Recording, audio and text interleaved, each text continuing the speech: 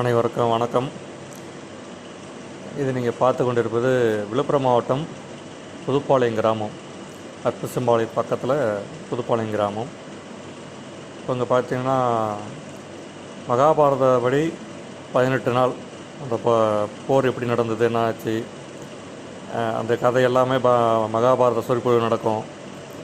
இந்த ஊரில் கொடி கட்டி 18ஆவது நாள் தீமிதி திருவிழா நடக்கும்.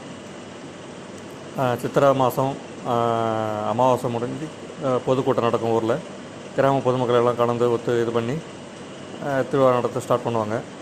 வெகு விமர்சையாக நடக்கும். அந்தந்த ஊர் சொந்தக்காரங்க அவங்கவுங்க சொந்த எல்லாமே வருவாங்க. ஊர் ஒத்துமையாக அன்றைக்கி நல்லா சூப்பராக எல்லாமே நல்லா அது அது அந்த ஊர் இந்த ஊர் திருவிழா பார்க்குறதுக்கு கொடுத்து வச்சுருக்கோம். நம்ம எல்லாமே அந்தளவுக்கு எல்லாமே நல்லா அருமையாக தான் இருக்கும்.